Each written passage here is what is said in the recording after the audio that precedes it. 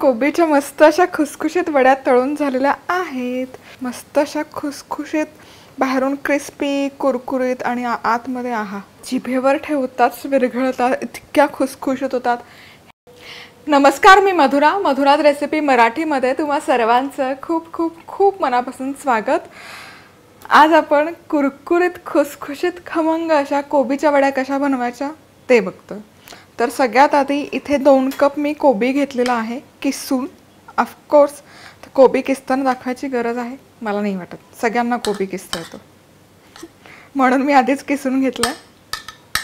आता यामध्ये बाइंडिंगसाठी बेसन वापरू शकता, बेसन आणि तांदळाचं पीठ वापरू शकता किंवा मग भाजणीचं पीठ, त्याने हे खुसखुशीत खमंग होतात वड्या. तुम्हाला जे आवडेल ते तुम्ही वापरू शकता. आता इथे मी भरपूर सारा पातीचा कांदा घालते, दिसायला सुंदर दिसतो आणि चवही छान उतरते पातीच्या कांद्याची. आता मी इथे 1 कप ज्वारीचं पीठ घालते, बेसन 1 कप आणि आता तांदळाचं पीठ 1 पाव कप.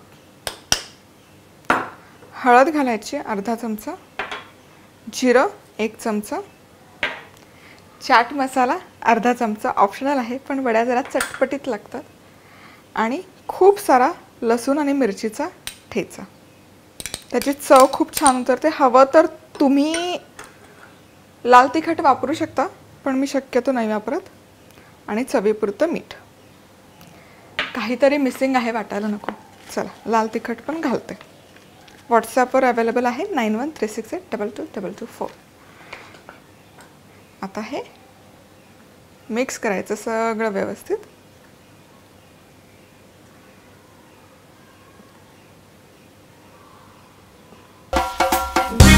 अशाच मस्त चमचमीत आणि झणझणीत रेसिपीजसाठी मधुराज रेसिपी मराठीला सबस्क्राईब करा आणि त्याचबरोबर बेल आयकॉनवरही क्लिक करा. चला तर मग हा व्यवस्थित असा गोळा बनवून तयार आहे, तुम्ही बघू शकाल. पाणी घालायची अजिबात गरज नाही कारण किसलेलं कोबी आहे, त्याला ऑलरेडी भरपूर पाणी सुटतं.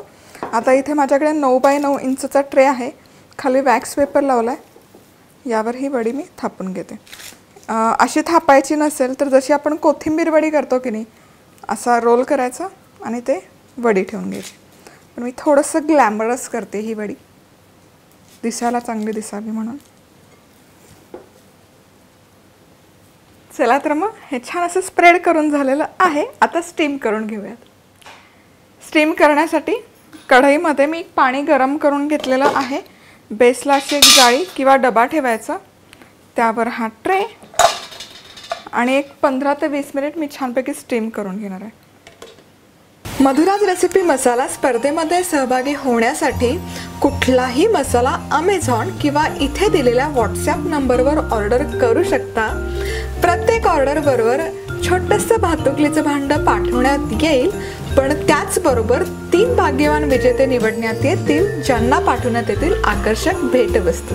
चला तर मग ही वडी मी इथे मस्तपैकी स्टीम करून घेतली आहे. आता सुरीयाच्या मध्यभागी घालायची किंवा नाईफ.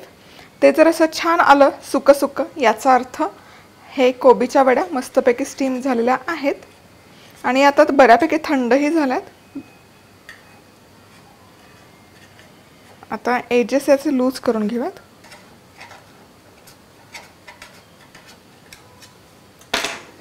प्लेट घ्यायची, यामध्ये वा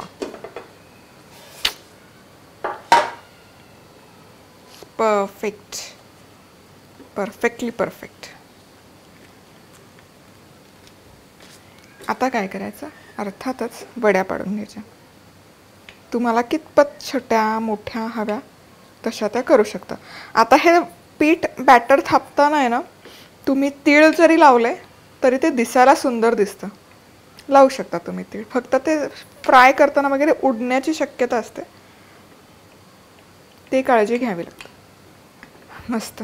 आणि वडी दाखवते तुम्हाला. वडी अशी मस्त झाली आहे, भुसभुशीत जशी हवी तशी झाली आहे, चिवट झालेली नाही आहे. इथे तुम्ही बघू शकाल. अशी वडी स्टीम झाली याचा अर्थ ती मस्त आतपर्यंत छान खुसखुशीत झालेली आहे. चिकट झाली की त्याचा खुसखुशीतपणा कमी होतो. आता हे आपण तळूयात. शॅलो फ्रायही करू शकता, पण मी आता तेल आहेच आधी पुरी बनवलेलं म्हणून मग तळून घेते. तेल गरम झालेलं आहे. आता आपण यामध्ये या वड्या सोडूयात.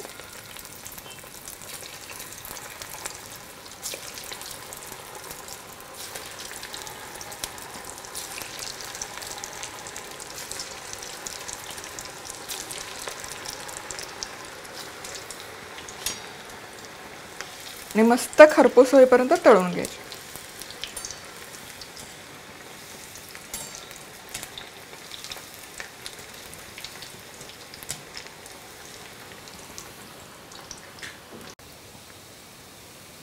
मस्त खूप छान अशा खरपूस तळून झाल्या वड्या. तेल यातलं पूर्ण निथळून घ्यायचं. जबरदस्त. आणि टिश्यू पेपरवर काढायचे. आता पुढची बॅच तळूयात.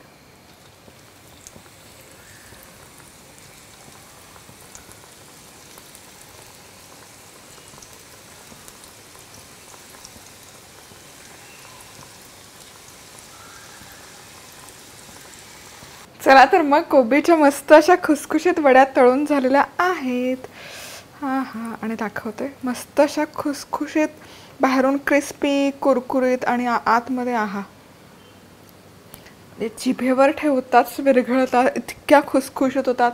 हे प्रमाण तुम्ही वापरून बघा. ज्वारीचं पीठ वापरा. ज्वारीचं नसेल तर मग तुम्ही भाजणीचं वापरू शकता. चकलीच्या भाजणीचं पीठ उरलं असेल तेही चालेल, पण भाजणीचं पीठ घाला किंवा ज्वारीचं. त्याने वड्या, कुठल्याही प्रकारची वडी अशी मस्त खुसखुशीत होते, चिवट नाही होत बेसिकली. तर रेसिपी आवडली तर सबस्क्राईब जरूर करा आणि लिंक कॉपी करून शेअर करायला विसरू नका. पुन्हा भेटूयात अशाच एका मस्त खमंग खुसखुशीत रेसिपीबरोबर. तोवर मस्त राहा, खुश राहा, आनंदी राहा आणि सगळ्यात महत्त्वाचं खात राहा.